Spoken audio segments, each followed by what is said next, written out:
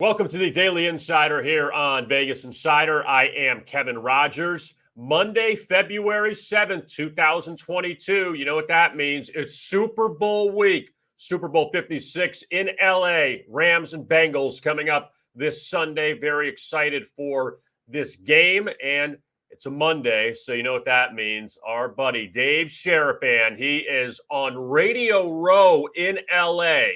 So he is right in the middle of everything. We're going to talk to Dave coming up in just a moment. So looking forward to that. And last football game of the season coming up on Sunday. BetMGM, they are the king of sports books. They are live in Louisiana right now, as well as New York, among other states.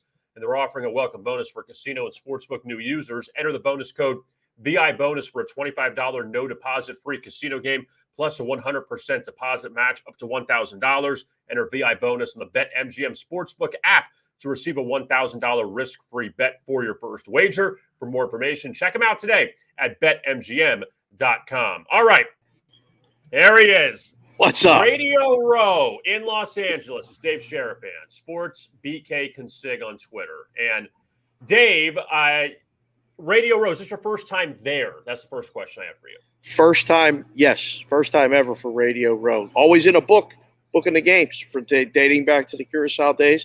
So never even had the opportunity. Tried to pitch him twice, Raj, when the Steelers were in the Super Bowl. The first one against the Packers, and then the other one against the Cardinals. I was like, look, I really want to go to the game. I got some people I want to go see. We'll go and talk about the game. And they said, Sharapan, it don't matter. If you go, you're not coming back. So I had to stay and book the games. So now I'm not in a book. I can actually come here. This is crazy, Kevin. You said you've done this before. There ain't even anybody here yet. It's Monday. I can't imagine this place completely full, which it will be probably by tomorrow or by Wednesday for sure. I've been to Radio Row 5 times during my tenure when I worked radio. The first one I was at was Eagles Patriots in Jacksonville back in 2004, I believe it was. And I'll give you a quick story. So I was working in Kansas City at the time, and they had all the tables. This is again pre-pandemic, a long time ago. So everybody was like on top of each other. But we were in a section with a couple other stations. Jim Rome was like 2 tables away. You want to know the movie that was getting promoted that time during that Super Bowl with Jim Rome? Oh, boy. Who was it? It was The Longest Yard, and Adam Sandler was there. Ah, nice. Adam Sandler, and I think Burt Reynolds may have been there. I don't think Chris Rock was there, but I was like, and that was the first time I was ever there. I was like, oh my God, this is like the awesomest thing ever. So later in the week, it's going to get better. Monday kind of stinks a little bit where it's like, okay, where is everyone? Wednesday, I think, is when it really picks up and everyone's out there. Yeah, that's what everybody keeps telling me. We'll be out Wednesday. We'll have you on the show or something. We'll talk to you Wednesday in person. You got to worry about the night stuff too, Kevin. There's a lot of meetings that happen away from the shows, and they're like, hey, you want to have dinner? Hey, you want to have drinks? Hey, you want to have this? Like, people, I'm still on with people back east. Like, we got to go to sleep because we got to work really early. Being out west has it messed up a little bit with the time. But man, I got zero complaints, Kevin. It's been an awesome experience so far, and I only been here for like 48 hours. So 2 things before we get to the game. Number one, how many interviews do you have planned this week as far as with stations reaching out to you or networks that want to have you on to get the gambling perspective? How many have reached out to you? I just walking around, and I got this Super Bowl, sweatshirt on and a hat, and I'm the only one that looks like this. Plus, I got the bright orange shoes, and people were like, "Hey, are you available on Thursday at 1:00 Pacific? 4:00 Eastern. Let me see. Hold on. Here's my number. Just DM me or whatever." So I'm lining them up as we speak. But like today, we got 4 or 5 in the next, 4 hours, every half hour or hour, doing the show with Peralt. And then after that, Tuesday different, Wednesday different. Just trying to get it all the way to Friday, Kevin. Now, you said that FanDuel has a setup there for. Yes. So I guess my point is that. So now it's okay to talk sports gambling on Radio Row. Now it's all right. Now it's not the get away from me. We're only going to talk about vitamins and Sharpies. Instead, we could talk about sports gambling. So I'm assuming there's going to be a lot more acceptance of that on Radio Row. It's unbelievable, Kevin, because there's There's the FanDuel set, and then I believe there's another one. The PointsBet guys were just on. Everybody's talking about sports betting now, and it's so awkward for guys like you, like me. I mean, for years we couldn't say the word Super Bowl in the book, and now you want me to come on a show and do 2 segments or an hour, and we're going to talk about the prop bets, and we're going to talk about all this. And that is actually, it's not a chore. It's fun because we've been talking about this for 20 plus years and doing this, anyway. So now I'm rather than be upset about the past, I'm excited about the future. And it's fun to talk about, Kevin. I mean, all these people are betting and all these things are happening. Yes, it's okay to talk about a Radio Row. You know what I wish, though? I wish there was a book at Radio Row with all these media people and all these experts, Kevin. Do you realize what we could do if we could just book their bets? Like, hey, you really like that? Come on over here. Put the bet in right now. Next year in a state in Arizona with a book for the first time ever, Super Bowl will be in a place where it's legal to place a sports bet. What's that going to be like when it's in Vegas in a few years? That's just going to be a madhouse. It's going to be awesome. I think we'll get a feel for it next year in Phoenix, because people will be able to, they're going to have their app right on their phone. They're going to be able to just open it up as long as the money's deposited, make wagers on the show as they're doing the show. And I think in Vegas, the runaround in Vegas and getting the shots and talking to the different books, the limitations of doing this and only looking at one book, as you know, it's not the best course of action. You need multiple outs. I think in Vegas, having all the buildings to go with the books, it's going to be spectacular. So let's focus on this game now, Dave. And the Rams still laying 4.5. The number hasn't moved as much. What's been the word on the street? What have you heard from a lot of people that you've seen that maybe aren't sharps, maybe on Radio Row? Are a lot of people siding with the Bengals that you're seeing? Because I know that we're getting the whole public dog thing with Cincinnati, but are a lot of people, in a sense, rooting for Burrow and the Bengals, and they just don't want to see the Rams win? What have you been hearing from people you've been talking to about who they like in the game? It's crazy because the game's here in Los Angeles, and the vibe here is it's all LA. It's all LA. Like, I haven't seen a Cincinnati anything other than in the store itself anywhere. And when you go on the shows, it's all, Rams props. The only one that they're talking about is Burrow. But you're not even mentioning the Chase props. Joe Mixon might as well not even get dressed on Sunday. Apparently the Bengals aren't going to be able to run the ball. It's the Rams show, offensive show. And it's strange because it's not the quarterback first and foremost. When you hear all the talk about the Rams, it's about Cooper Kupp. It's about Akers rushing the ball. It's even about Gay kicking. And then it goes, oh, yeah, and Matt Stafford could win the MVP. That's the one you hear because he's a quarterback and it's a quarterback award. So as far as the side, K-Dub or K-Raj, I think 5 is the top. We're starting to see 4s. We're starting to see 4s in some places. Just finished the show. I know the one book that I was just looking at, it's 4 now. So I thought it would get to 5. Maybe it won't. It might just be 4.5. But I think you're going to start to see, again, the West Coast money is in Vegas will separate itself from a lot of the East Coast money. And you'll see a much more support for the Bengals back there. And those books will be at 4 while the other one will be at 4.5. The total has got to 48.5 pretty much everywhere and has not moved. It seems like that's going to be the number, or 48. I don't think it's going back up. Now, we only saw, Dave, one game in the playoffs so far where the spread mattered. That was the NFC Championship. San Francisco barely covering in the loss to the Rams. Do you think the spread's going to matter in this game?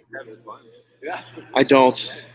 I really don't. I think if you like the Bengals, and this is the way that people bet the Super Bowl for years. They just bet the dog on the money line. The return is better, but I don't say exclusively do that because could it fall? Yes. If you're getting 4.5, you can get 1, 2, 3, or 4, 28, 24. Just go through the scores in your head. There's a lot of combos where if you have the dog, you're going to get paid. So I don't think it's going to be, though. I think the Rams win by 7 or more, or the Bengals win the game outright. I don't think it's going to fall 24-21. I guess it could. Like I said, 28-24 comes to mind. But that's the numbers. But the way the game goes in the Super Bowl, it's more likely to not fall, obviously. And there's bets that you can have, will the game fall 3 exactly? Just got off another show. Someone had that. The yes was only plus 450. I was like, yeah, I would definitely not bet that. But that doesn't mean it can't happen. I just know that there's guys that fly across the country to come to Vegas because they can get the most down on one bet, that come to bet. Like, if they'll take 10,000 on that, they will. So, no, to go along a roundabout way to answer your question, I don't think the point spread will matter. I want to talk about the props for a second with you, Dave, because you obviously have a lot of experience with them and through the years.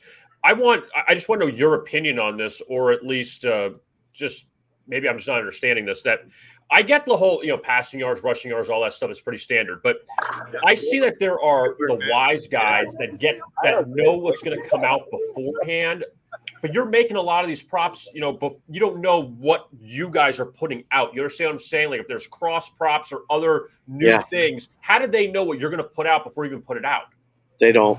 They come anyway. And now it's become almost like a meeting of the minds, and they have their own numbers for stuff. And then I saw this for the first time because I'm on the other side of the counter. Usually I was always back behind, and then would come out, shake hands, and go back. But I got to sit with these guys while they were doing it.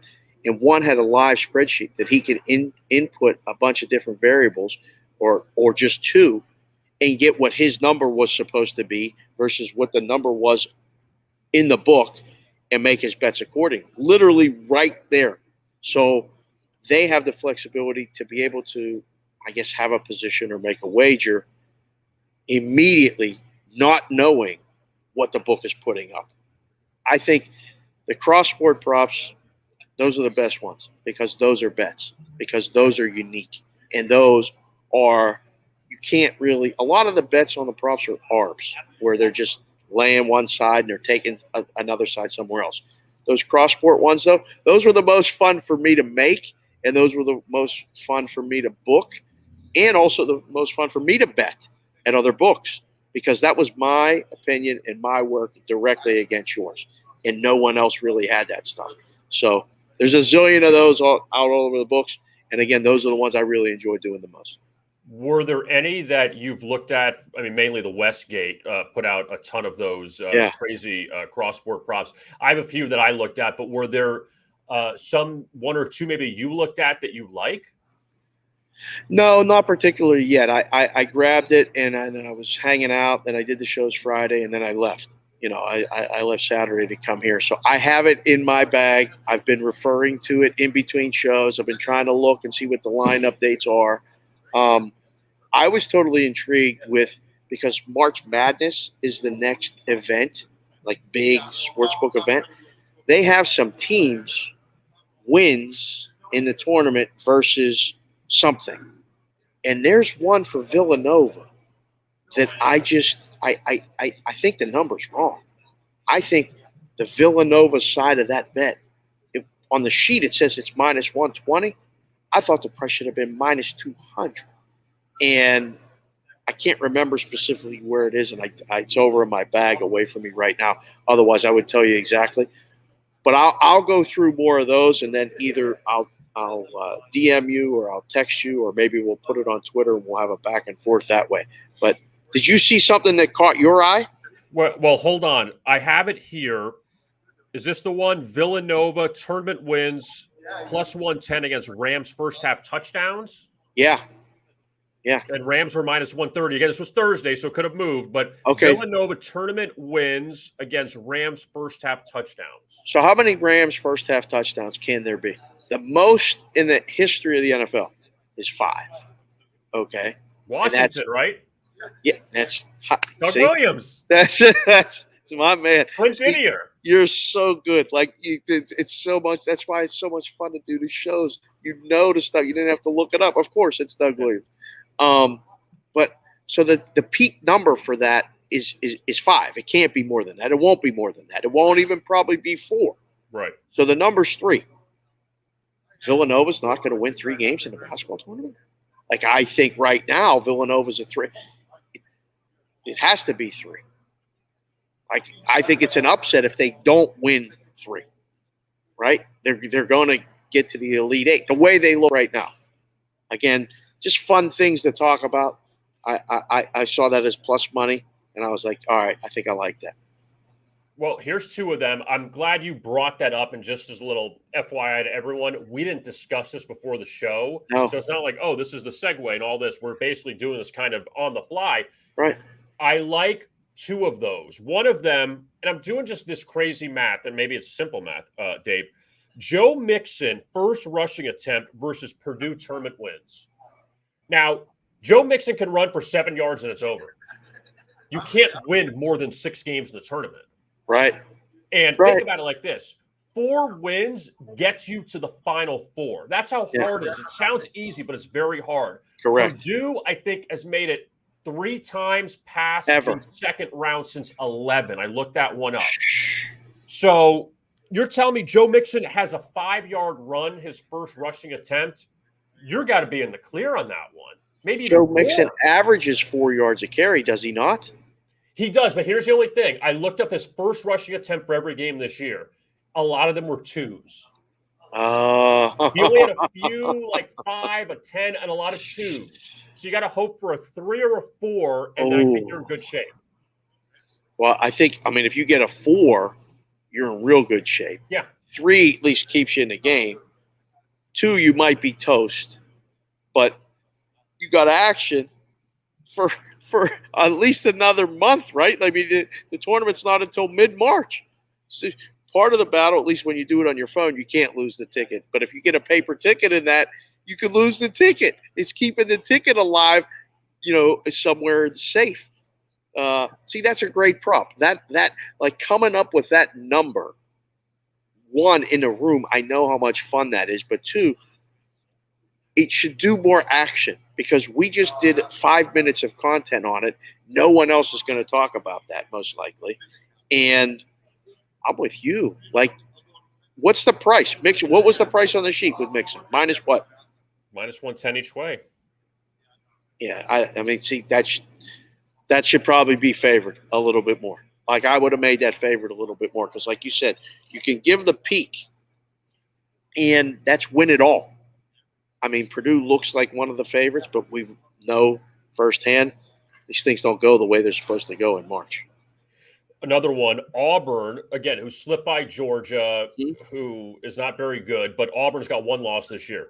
They tournament wins versus Van Jefferson receptions for the Rams, and Van had 2 catches or less. I think it was 5 of the last 6 games. You're telling me Auburn can't win 3 games in the tournament, assuming he gets 2 catches?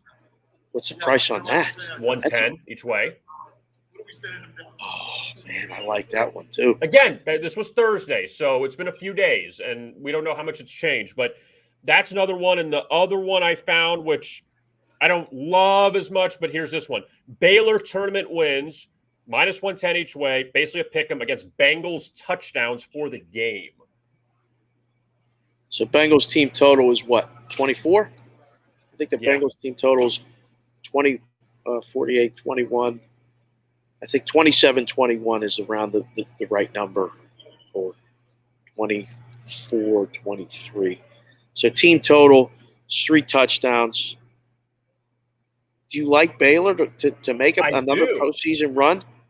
I do, because think about it like this. If the Bengals had 2 touchdowns, let's just say, again, if they have 4, you're in big trouble. If you get 2, Baylor's playing a 16 in the first round, 15 or 16. They're winning that first game. Are they a 1 seed? That's the question. A 1 or a 2. I mean, they didn't look good the other day against Kansas, but no. Okay, you're a 2. You're still playing a 15. They're winning 1 game for sure. They're not. They're winning 1. If you can get past that second game, and if the Bengals have 2 touchdowns, you're ready to push. I mean, go look at the Bengals playoff games. Like, the Bengals didn't have 2 touchdowns in the first half combined of the last. Of the last 2, right? I mean, did they score a touchdown against Tennessee? I don't think so. No, it's for the game. That's what I'm saying. Yeah, but Bengals touchdowns for the game. They had 1 touchdown against Tennessee and 4 field goals. Okay, so for the game, Bengals team totals 20. And they had 2 touchdowns against Kansas City. One of them, Dave, was set up by that stupid Mahomes interception he threw. Correct. They had to call him the 30. So, all right, so the Bengals team touchdowns is 3. That's the number. Let's work it that way. Yeah. We're gonna at least push that, right? You got to get to the Elite Eight though, because the 3 wins get you to the Elite Eight. So you got to win a Sweet 16 game. The other thing you can do is, if you get to that point, you can hedge it and bet the other side plus the points, or even on the money line, depending on the line. You can lock yourself up profit either way. I like it. I like the way we're working here. That's pretty good. We did not discuss this for 1 second beforehand. And I'll give you one more of these because, again, I think this is great. Kentucky, we saw them beat Alabama the other night. Kentucky's a still pretty good team. Tournament wins versus Joe Burrow TD passes plus interceptions. Ooh, plus picks. So does Joe Burrow throw a pick? Yes or no, in your opinion? Yes, and I think he has less than 2 touchdown passes because the Rams have not allowed more than 2 touchdown passes in a game this season. BetMGM under 1.5 touchdown passes was plus 120. I think there's a shot that he'll have under 1.5. You're against everybody, Kevin. You want to talk about what's the buzz on the street? Joe Burrow over touchdown passes is as good as Cam Akers rushing yards over. Those are the 2 that I keep hearing on every show, and everybody's like kind of just punching that ticket. So you like Burrow under touchdown, so 1 touchdown, 1 or 0, pick. 1 or 0. And likely 1 pick, so that's 2. We got to get Kentucky. What more than that's? What is the price on that? 3 wins. What do we got? Price what? Minus 110. 110 each way. You need 3 wins. You need to get to the Elite Eight with Kentucky. Man, oh man, I got work to do when I get back to Vegas before the game. I'm gonna have to bet all these props that you just gave me. That was really good. Those are really good. Last one I'm going to give you. Gonzaga points against St. Mary's versus Jamar Chase receiving yards. Gonzaga can score 80 in their sleep. Yeah. It's just about Jamar Chase not having a 75-yard touchdown catch. Where's the game? Is it in Gonzaga? I believe it's in Gonzaga, yeah. So there'll probably be, minus 15 in that game? Shoot, more Might than that, be more. Maybe. Them. I don't know. St. Mary's isn't that good.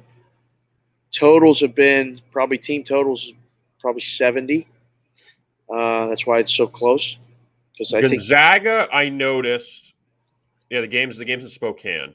Yeah. I'm going to give you these numbers, Dave. Gonzaga, what they've scored recently: 90, 92, 104, 89, 78, 115, 110, 117. That's all in WCC play. Ooh.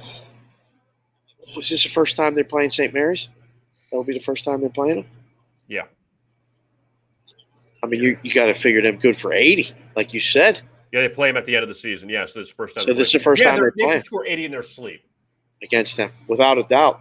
Do you like Chase to have a big game for the Bengals? I like the Rams in this game. I do. Chase, you know the thing about it, what's funny, Dave, is that Jamar Chase started the season, I think for 7 games, he totally blew up. He had a stretch there where he had like 30 yards a game that he wasn't dominating. He had, if I could find it here, he had a stretch that he just wasn't very good for a little bit. And then he came back towards the end. Look, he's exceptional. There's no disputing that. But it scared me a little bit that he is a little, at times a little inconsistent. And I don't know if that's on Burrow or what, but I just want to make sure I get the number right. Chase had it at a 4-game stretch here against Pittsburgh 39, against the Chargers 52, against San Francisco 77, against Denver he had 3 yards in that game in Denver. And then he blew up again against the Chiefs at 266. That's the one I'm worried about that everybody seems to be on. That's the one that like a lot of people are talking about that's, kind of, not an automatic, but right. Nothing is automatic, but you can tell the confidence level. And I used to say this in the book, like people come up like it's already done. Like, oh, this can't lose. And, they bet it so confidently. And then he has, 4 for 39. I think he's going to get the looks right? I don't think you have to worry about Chase getting the targets. I think you have to worry about him actually making the receptions and then getting the yards. I think that's the concern here. The Bengals being down helps. The Bengals being up. Which Bengal do you think, Kev, has the most to lose if the Bengals and Mixon are able to run the ball? Is it Chase, or is it like Higgins, or is it even Burrow? Like his passing yards and stuff. If they can run the ball, obviously that's the key to the game. If they're able to run the ball, that means they're leading or they're in it and they're ahead, and all those props come down. But I can't figure out if it's Chase or if it's Higgins, if it's Boyd. I don't know who stands to lose the most. Well, here's another one too, Dave, that I feel like Burrow's numbers this year, his best games all came in wins. Right. That he didn't throw for 400 yards in a loss. That 446 against the Chiefs in the regular season, 525 against Baltimore. His best game in a loss this year was 348 in that San Francisco game where they were down that whole time and came back. Yep. But a lot of the losses, he had less than 300 yards passing. So he's not going to do that whole, he's not going to be what's Mike Francesa, the compiler. He's not going to be the compiler get it all. Like, he has great numbers in wins and average numbers in losses. Right. They're winning because of him and his good games. That's for sure. No, so, yeah, I don't think it's Burrow. I think it's Chase would be the one I've, obviously a little bit more worried about than the others, but it's good stuff, man. It's all good I got one more prop I want to throw at you, okay? Because I heard it this morning, and this goes back to the whole, you're guessing. Like, you're not handicapping this. This is almost impossible. I forgot what the odds were on each side, but it was, will the 2-minute warning in the first half land on 2 minutes, or will the 2-minute warning be like 157 or something like that? What's the price for this ridiculous? I didn't see this. I heard this somewhere else on another show, so I'm going to right. But how do you there's no way you can handicap that. No. That's impossible. Like, it's a fun prop. It's kind of fun to be like, oh, let's see if the last place at the 2-minute warning or 2 minutes exactly, or if it goes under it. But there's no way you use like, oh, I got a good number and I handed. There's no way you know this. It's freaking guessing. You're just guessing. Anyone that tells you they're handicapping, Kevin, is full of it. There's nobody handicapping that the 2-minute warning is going to fall exactly on 2 minutes. I don't even know how to even price that. I'm impressed that somebody actually priced that out. I mean, I would throw the minus on a big, the no on a huge minus. I mean, it's gigantic. I would try to give somebody a plus on that. Sure, you can bet that. I'd love for you to bet if the 2-minute warning will land exactly on the 2 minutes. I mean, we could go back and look at the last 8 to 10 games and kind of come up with a number. But no, there's nobody handicapping that, Kevin. And if they are, tell them to DM me or text me. I'll let them know. You're not really. I say nobody knows stuff all the time. That guy's full of squadoosh. Whoever says he's handicapped. He doesn't know. No, definitely isn't. Is there anything else that you're liking, that you're preferring, I guess, before Sunday? Or you still got to look at things? Well, the 3 consecutive scores is always a prop that I like. That there will be 3 consecutive scores. Yes. I just got off one show and they said the price was like minus 180 or minus 190, which is actually kind of low for that, but it's 7-5 in the last 12. Yes. So it's not as much as it used to be. That used to be almost an automatic money thing before these last 12 games. So, and that carries over, and that can be touchdown, field goal, touchdown, field goal, touchdown, whatever it is. It's a team to score 3 consecutive times, and it can be first half into the second half. So what happens a lot of times is a team gets a field goal that scores a touchdown right before the half.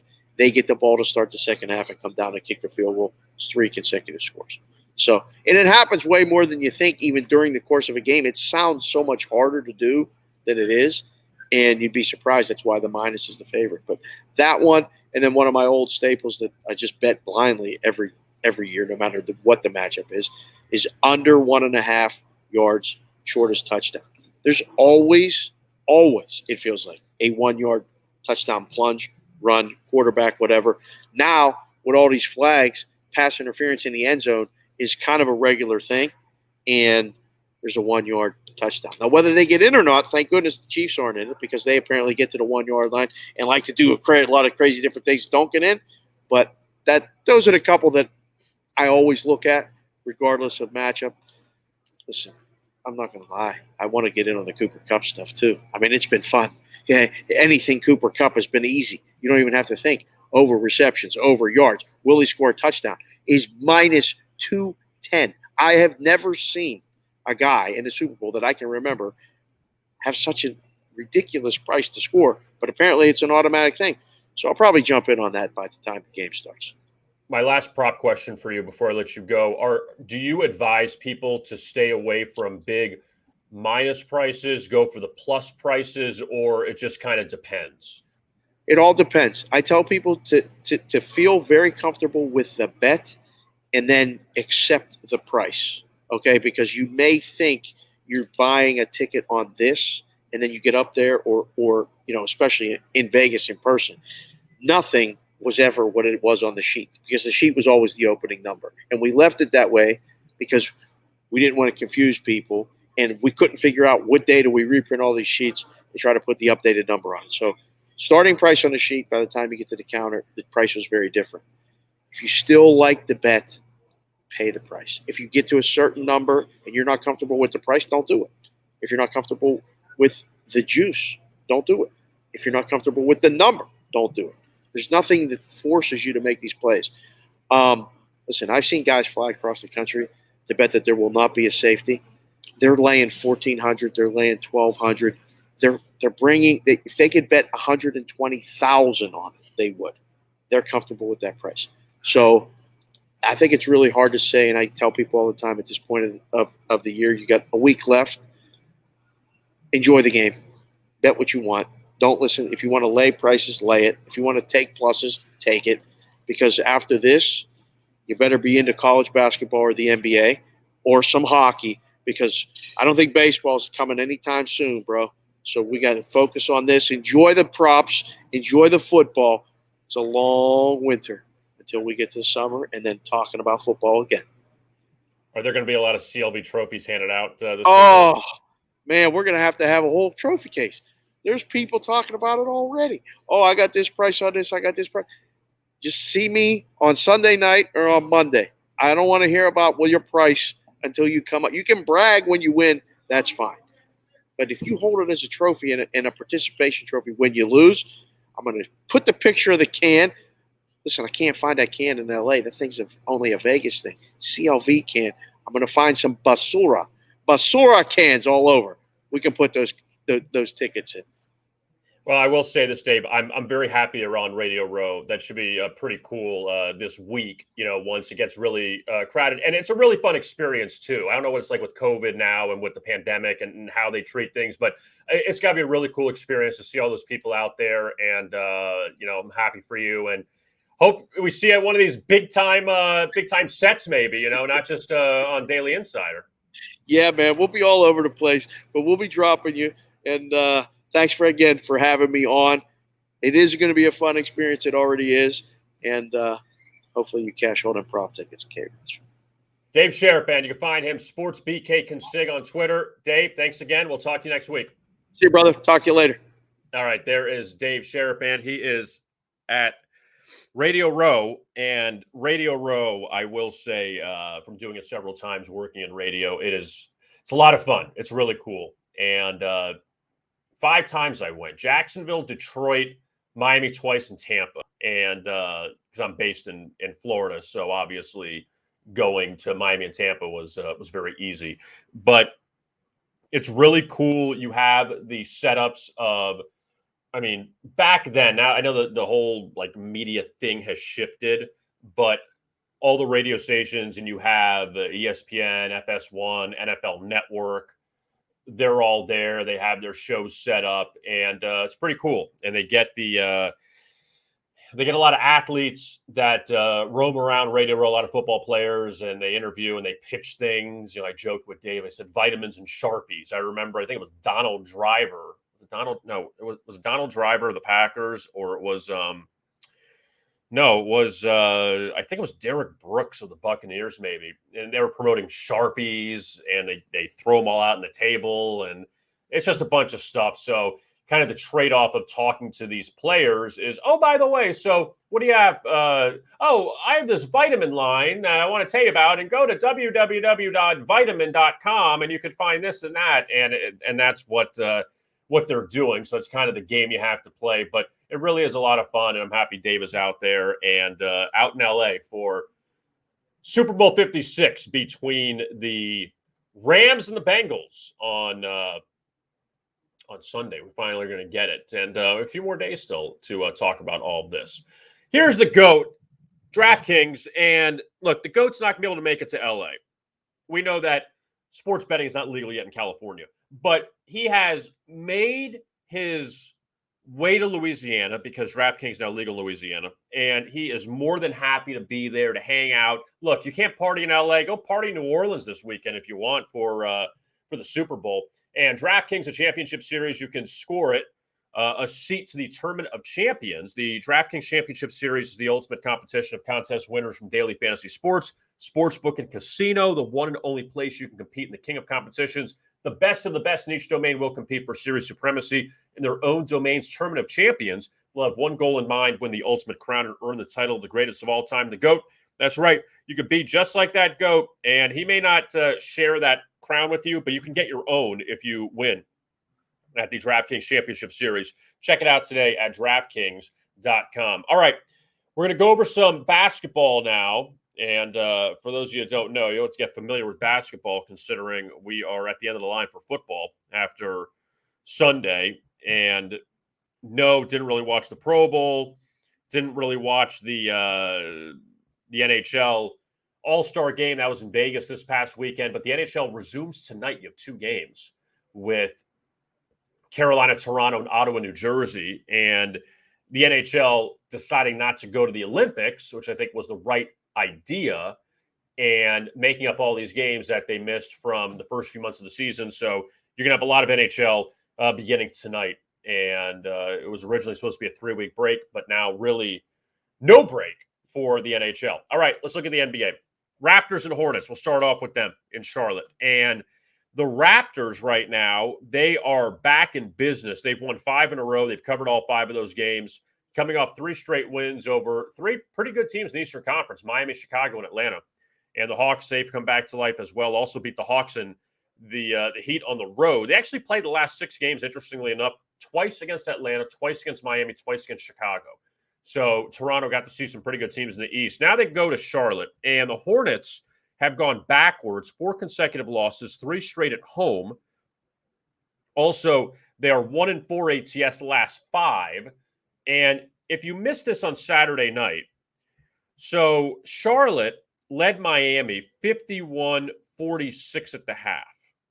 All right, so they're up by 5 at halftime. You think, all right, getting 3, they're in good shape. They got outscored in the third quarter by the Heat 35-8.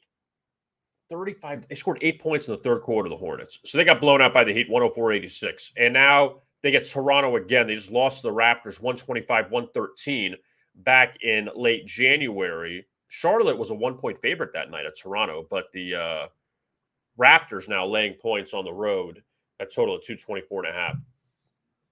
The Heat and the Wizards from DC, and just mentioned that win by Miami, 34-20 now in the season.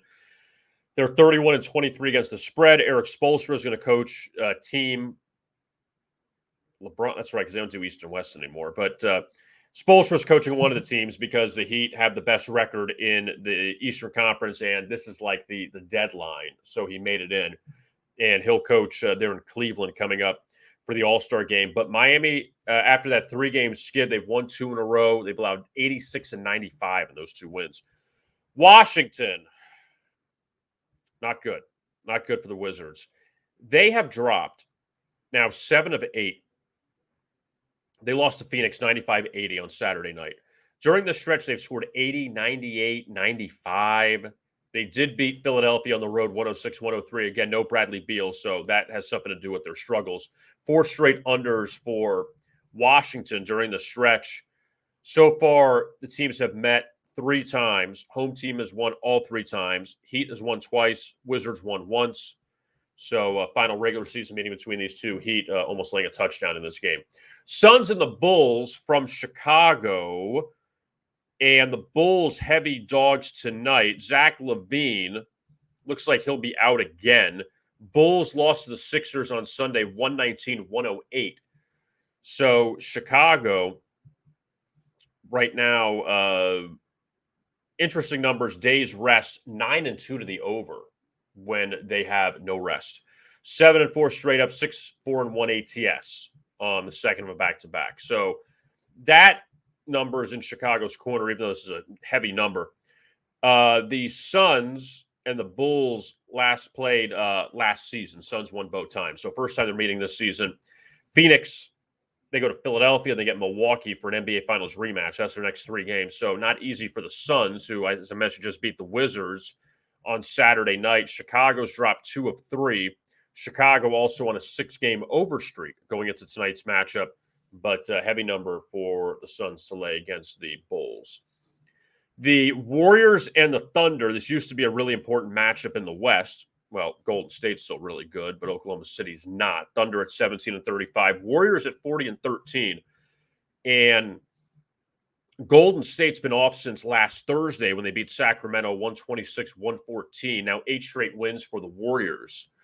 Oklahoma City, they had a nice ATS run. They had covered and won 3 straight. They won at Dallas, won at Portland, but then lost at Sacramento on Saturday, 113-103, 7.5-point dogs.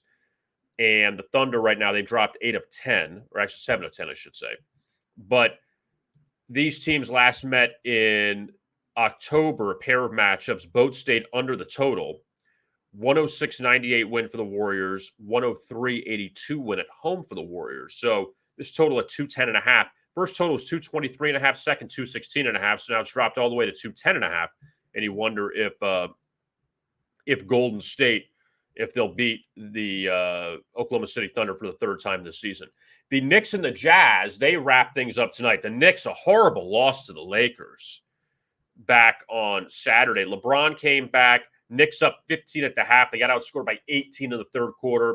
Game goes to overtime. Lakers laying 5. Lakers win by 7. Terrible. RJ Barrett at 36. Julius Randle at 32. But LeBron had a triple-double, 29, 13, and 10. Anthony Davis had 28. Malik Monk had 29 for the Lakers. Terrible job by the Knicks there. So New York, they've lost 5 of 6. Utah, now, sorry, let me change it. There we go.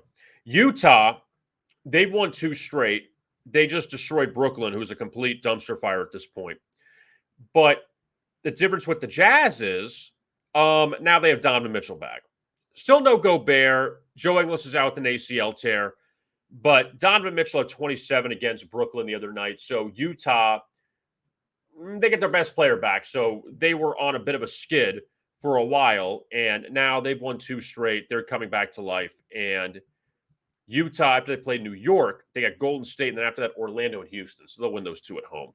And if they could find a way to really step up during this homestand, all of a sudden that losing stretch won't look as bad, considering Denver has struggled of late, even though Denver beat Brooklyn on Sunday. Minnesota's played a lot better. So the Northwest race getting a little more interesting.